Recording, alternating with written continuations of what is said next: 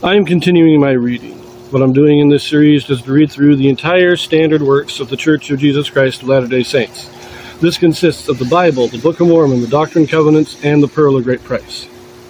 I am reading in a chronological order of events, not according to publication or volume, so I will be skipping around a bit as I move along. We are continuing in Isaiah. This will be chapter 52.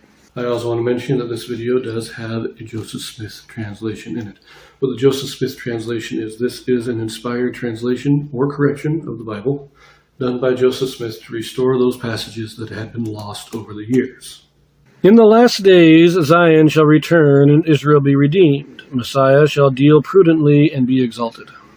Awake! Awake, put on thy strength, O Zion, put on thy beautiful garments, O Jerusalem, the holy city, for henceforth there shall no more come into thee the uncircumcised and the unclean. Shake thyself from the dust, arise and sit down, O Jerusalem. Loose thyself from the bands of thy neck, O captive daughter of Zion. For thus saith the Lord, Ye have sold yourselves for naught, and ye shall be redeemed without money. For thus saith the Lord God, My people went down aforetime into Egypt to sojourn there, and the Assyrian oppressed them without cause. Now therefore, what have I here, saith the Lord, that my people is taken away for naught? They that rule over them make them to howl, saith the Lord, and my name continually every day is blasphemed. Therefore my people shall know my name. Therefore they shall know in that day that I am he that doth speak. Behold, it is I. How beautiful upon the mountains are the feet of him that bringeth good tidings, that publisheth peace, that bringeth good tidings of good, that publisheth salvation, that saith unto Zion, Thy God reigneth. Thy watchmen shall lift up the voice, with the voice together shall they sing, for they shall see eye to eye, when the Lord shall bring again Zion. Break forth into joy, sing together, ye waste places of Jerusalem, for the Lord hath comforted his people, he hath redeemed Jerusalem.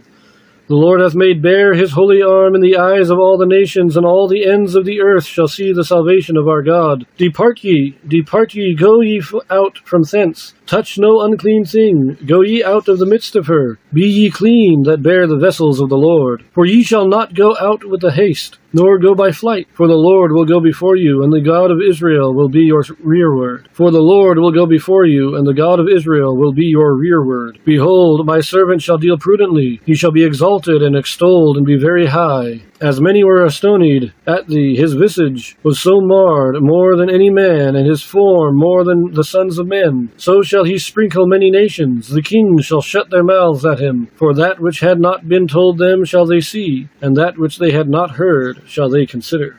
So yes, this is talking, I think this is first of all a continuation from chapter 51, because we have the same phrasing, awake, awake. In 51, it was awake, awake, O Zion, awake, awake, stand up, O Jerusalem. So, well, this is Zion. The other one was awake, awake, put on strength, and then awake, awake, stand up, O Jerusalem. So this is, again, a continuation of chapter 51. Now, I'm not sure this is the same prophecy as the earlier chapters. I said 39 through 64 might be one long prophecy, but I'm starting to think that 51 starts a new prophecy.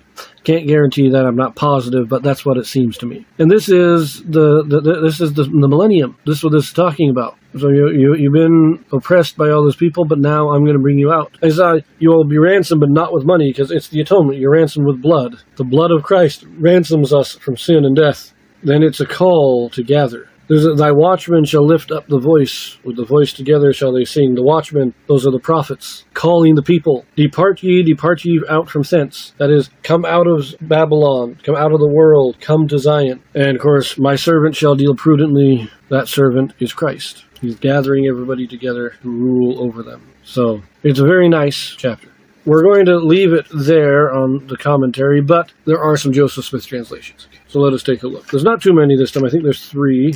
So verses 6 and 7 in the King James. Therefore my people shall know my name. Therefore they shall know in that day that I am he that doth speak. Behold, it is I. How beautiful upon the mountains are the feet of him that bringeth good tidings, that publisheth peace, that bringeth good tidings of good, that publisheth salvation, that saith unto Zion, Thy God reigneth.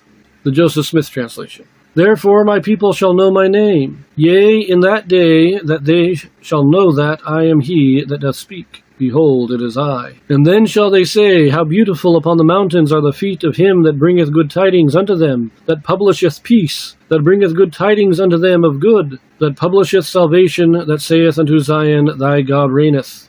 So it's when the Jews recognize God. That's when, yea, in that day they shall know that I am he that does speak. My people shall know my name. When the Jews once again recognize God's voice and they know who he is, then they will praise those who brought them this knowledge. They will praise those. They will praise the missionaries. They will praise the prophets who brought them this knowledge.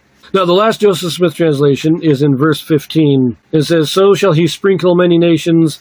Joseph Smith corrects this to say, So shall he gather many nations. Makes a whole lot more sense as gather instead of sprinkle. But we will leave that here. The one last thing I do want to mention is that one part there. How beautiful upon the mountains are the feet of him that bringeth good tidings. That is very similar to a passage in Nahum. And as you remember, we already read Nahum. I think Nahum actually comes somewhat before Isaiah, or is at least contemporary to Isaiah in the beginning, because he is prophesying the Assyrian captivity, Nahum is.